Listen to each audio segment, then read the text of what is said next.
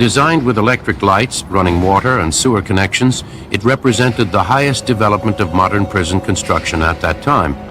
Its 1,000 cells could hold nearly 2,000 inmates. Robert Crawford spent 2 years here for forgery. Edward McDaniel was serving 10 years for pimping. In 1934, the prison added another wing to house the growing number of Depression-era inmates. This was the North Block. The North Block is a massive building with walkways that seem to stretch out without end. Its cells are stacked 5 stories high on open tiers. These are connected by spiraling staircases. It was built to hold 800 inmates.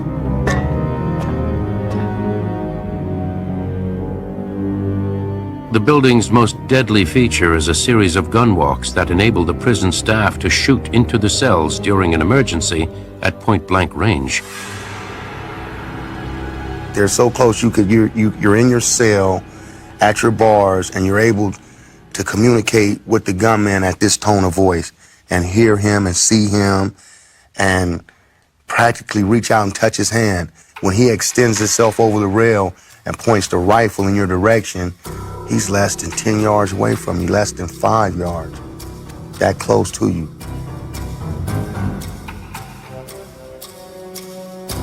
Life in the North Block is oppressive and cramped.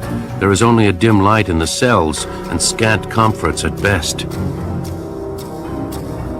To me, it's very important to keep my living quarters as clean. Yeah. It's less problem for you. Yes. The guy that lived with us, 2 of us live in a cell. And you get one all nasty and junky.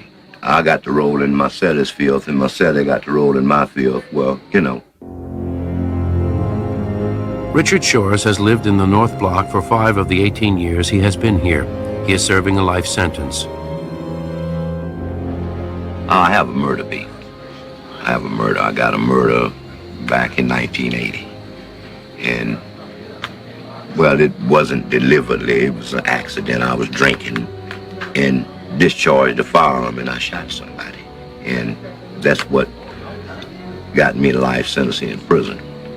But I'm not a bad guy. I'm a working man. For Shores, the transition to life in San Quentin was a shock. Prison was something that was hard to believe for someone coming from the outside world into this, to see that people really didn't have value on life. You know, people would kill you in here because you owed for a pack of cigarettes and refused to pay. You would lose your life for that.